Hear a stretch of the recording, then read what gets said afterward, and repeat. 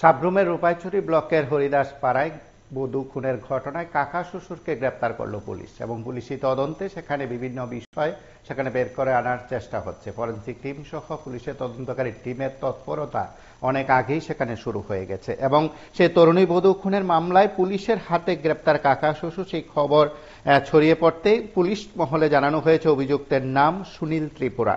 গত রবিবার নৃশংসভাবে খুন হয়েছিলেন 18 বছরের গৃহবধূ সুন্দরম ত্রিপুরা। তার এক সন্তানও আছে।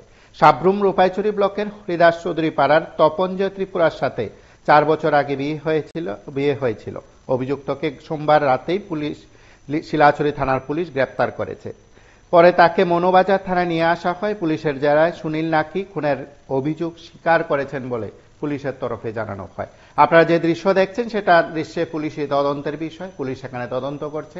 পুলিশের বিষয়ে তদন্তকারী টিমের সেখানে তৎপরতা কিংবা কাজকর্ম নিয়ে যদিও সরাসরি কোনো মন্তব্য নেই, সরাসরি কোনো বক্তব্য নেই, কিন্তু এই খুনের ঘটনার ক্লু বের করতেই পুলিশের এই তদন্ত এবং অপরাধীকে নিয়ে সেখানে পুলিশের তৎপরতা কিংবা কাজকর্ম শুরু হয়ে গেছে এবং কিভাবে খুন করা হলো, এই খুনের ঘটনা আর কেউ যুক্ত রয়েছে কিনা ইত্যাদি বিষয়গুলো পুলিশ সেখানে খতিয়ে দেখছে। আপনারা জানেন প্রত্যেকে যে গত রবিবার নৃশংসভাবে খুন হয়েছিলেন গৃহবধূ সুন্দরম ত্রিপুরা। তার এক সন্তানও রয়েছে। সাব্রুম রূপাইছড়ি ব্লকের হরিদাস পাড়ার তপঞ্জয় ত্রিপুরার সাথে আর বিয়ে হয়েছিল। অভিযুক্তকে সোমবার রাতে শিলাচুরি থানার পুলিশ গ্রেপ্তার করেছে, যদিও তাকে মনুবাজার থানায় নিয়ে আসা হয়। পুলিশ অবশ্য এই বিষয় নিয়ে এখনো মুখ খুলছেন না, এখনো বিষয়গুলো নিয়ে কথা বলছেন না।